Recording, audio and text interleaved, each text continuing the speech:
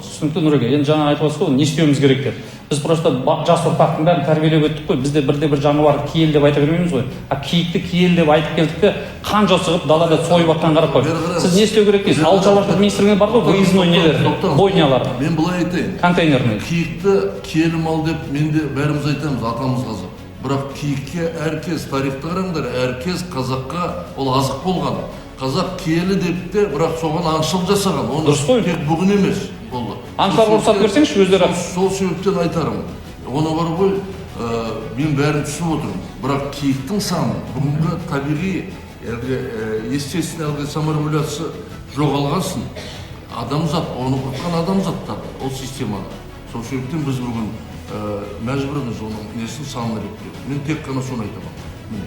Ол әрине, ал енді онда сен ұсыншы, ертең соны азып тозып кетпесін жайылымдер Батыс Қазақстанда. Қанау не істеу керек сонда? Ал киікті киелі мал екені ол қазақтың өзінің жалпы тарихында оны киелі мал дейді. Нені бағана аққуды киелі дейміз. Сол сияқты. Ал енді не істеу керек?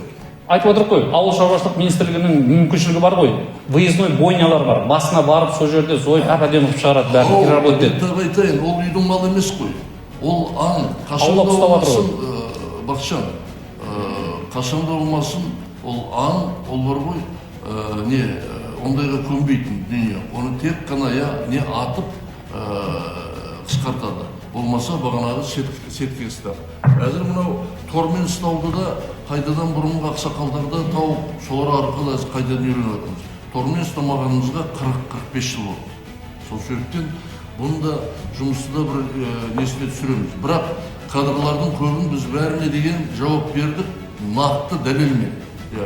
Кілең ара соны сойып отқанда шетқарына үйді де қойды сойсаң, жан-жаның қанша бір шетқарын көрінеді ғой. Енді оны қалай сойымыз енді?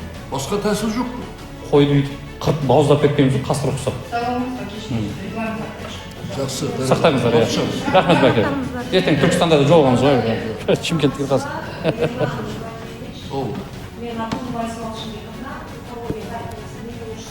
Тағы бір рет айтыңызшы фамилияңызды.